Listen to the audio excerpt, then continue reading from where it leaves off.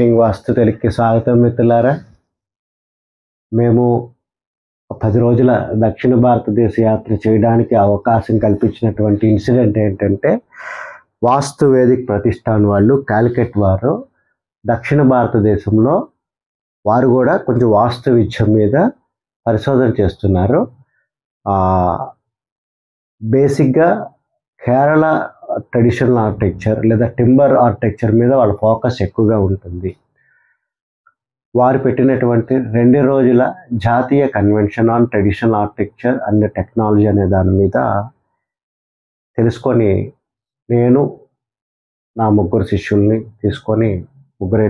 శిష్యుల్ని తీసుకొని వెళ్ళడం అనేది జరిగిందనమాట. భగవంతుడి దయ వల్ల 60,000 నుంచి 70,000 వరకు ఖర్చులు అయినవి.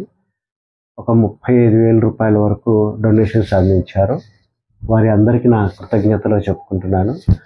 బేసిక్గా హైదరాబాద్లోని ఒక 20,000 ఎస్ఎఫ్టీ డిజైన్ మనం చేసి ఎగ్జిక్యూట్ చేయడానికి అవకాశం ఇచ్చినటువంటి గురుదేవులకు, స్వామి గారికి ముందుగా నమస్కారాలు తెలియచెప్పుకుంటున్నాను. వారు కొంచెం భారీ విరాళం అంటే మాకు 25,000 రూపాయలు అందించారనమాట.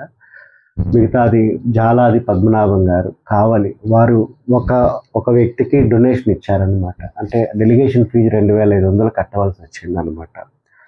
సో ఆ రకంగా నా యొక్క సంకల్పము, నా ఖర్చులతో నా స్టూడెంట్స్ని పట్టుకెళ్ళాలి అనే సంకల్పంతో రాము గారు తెలంగాణ నుంచి కూడా వాళ్ళు కొంత హోటల్స్కి వాటికి దగ్గర 10,000 రూపాయల వరకు వారు ఖర్చు పెట్టారు.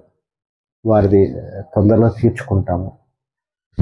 అదే రకంగా చాలామంది వాస్తు నేర్చుకోవడానికి ఫీజు చెల్లించింది కూడా మాకు ఆ టైంకి డొనేషన్ కింద మేము పరిగణించాము అనమాట.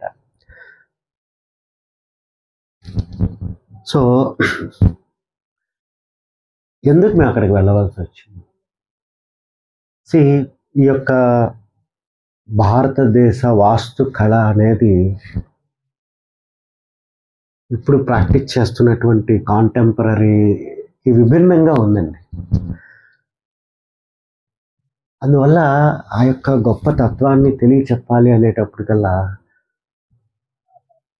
ఈ యొక్క నాలెడ్జ్ యొక్క ఉనికి, దీని యొక్క గొప్పదనం ఏమిటి అనేది నన్ను నేను ప్రశ్నించుకున్నప్పుడు నాకు తోచింది ఒక్కటే, క్రెడిబిలిటీ ఆఫ్ దిస్ వాస్తు ఎలా ప్రూవ్ చేయాలి నేను.